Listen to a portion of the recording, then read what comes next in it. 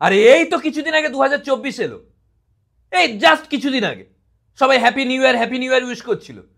আমি ওদের রিপ্লাই করতে যাবো, দেখি 2025 চলে এসছে। এত তাড়াতাড়ি কি করে এক বছর কেটে গেল? কোনো না কোনো স্ক্যাম চলছে। আমি বলছি, আমি যত দিন যাচ্ছে আমি দেখছি এক বছর বেশি দিন টিকতে পারছে না। এর পেছনে গভর্নমেন্ট আছে। আমি বলছি, এ তাড়াতাড়ি বয়সটা বাড়িয়ে দেওয়ার একটা নোংরা খেলায় মেতে উঠেছে এরা। তাড়াতাড়ি বয়স বাড়িয়ে দিলে কেবল 60 বছর বয়স হয়ে যাবে, তাড়াতাড়ি রিটায়ারমেন্ট করিয়ে দেবে।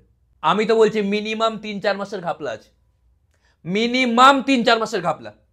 প্রত্যেক মাসে 10 দিন করে কেউ কেটে নিচ্ছে। স্ক্যাম। মানে আমরা কাজে ব্যস্ত হয়ে যাচ্ছি, প্রত্যেক মাসে 10 দিন কেটে নিচ্ছে। আমি তোমাদের দায়িত্ব দিয়ে রাখলাম এই বছর, তোমরা ভালো করে হিসেব করে রাখবে। আরেকটা কথা, নিউ ইয়ার চলে এসছে, আনন্দ করো কিন্তু লিমিটে। এক একজন এমন আনন্দ করে যেন এটাই সেই বছর যে বছরে সে ওয়েট করছিল। এই বছর একদম সাফল্যের শিখরে পৌঁছে যাবে ও। অনেক দিন ধরে এই বছরের ওয়েট করছে। আনন্দ বোম ফোম ফাটাচ্ছে 12টা বাজার পর, যেন হ্যাঁ এসে গেল, হ্যাপি নিউ ইয়ার। ইয়ে আরে কি হয়ে গেছে? 25-30 বছর কিচ্ছু করতে পারেননি, এবারে আলাদাই কিছু হবে।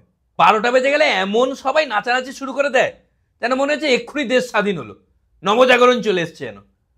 আরে মজা, মদ ফদ খেয়ে রাস্তায় শুয়ে আছে। আমি তো বললাম, একজনকে থাপ্পড় মেরে তুললাম আমি, আমাকে ঘুমোতে দে।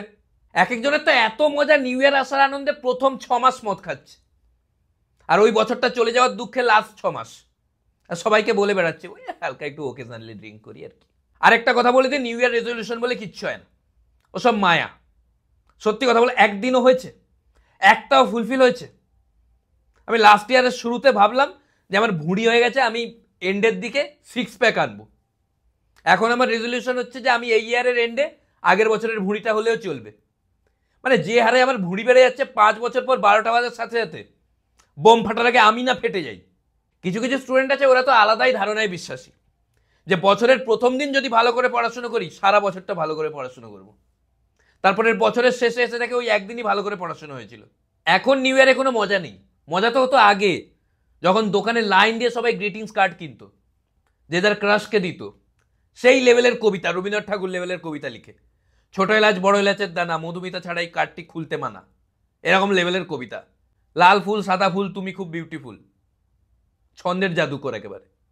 আমি কাউকে কার্ড দিতাম না, কারণ আমার বউ ভিডিও দেখবে। আর যাকে কেউ কখনোই মেসেজ করেনি, সেও নিউ ইয়ারের সময় 10-20টা মেসেজ পায়। আর তার মধ্যে যদি কোনো একটা ভুলে মেয়ের মেসেজ চলে আসে, এক একজন আছে আলাদাই চিন্তা ভাবনায় ডুবে যায়। এই মেয়েটা আমাকে মেসেজ পাঠালো কেন? হিন্ট দিচ্ছে, মনে মনে ভালোবেসে ফেলেছে আমাকে। ছেলেকে ক্রিকেটার করব, মেয়েকে ডান্সার, ইংলিশ মিডিয়ামেই পড়াবো, ভালোবেসে ফেলেছে আমাকে। আর এক একটা মেয়ে আছে, তার কাছে এত হ্যাপি নিউ ইয়ার মেসেজ চলে আসে, যদি প্রত্যেক দিন রিপ্লাই করতে থাকে তাও 1 বছরের বেশি লাগবে। আর হ্যাপি নিউ ইয়ার উইশ করার সময় একটা লাইনে লিখে দিক হ্যাপি নিউ ইয়ার মানা যায়।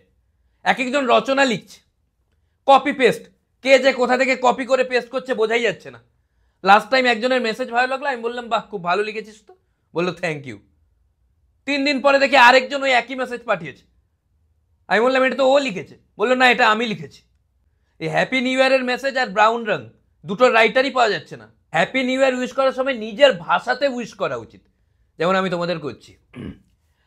নতুন জীবন যেন আপনাকে সুখী ও সফল, নতুন জীবন, নতুন বছর যেন আপনাকে সুখী ও সফল জীবন প্রদান করে, এক নতুন সূর্য আপনার পথ আলোকিত করুক। Happy new year.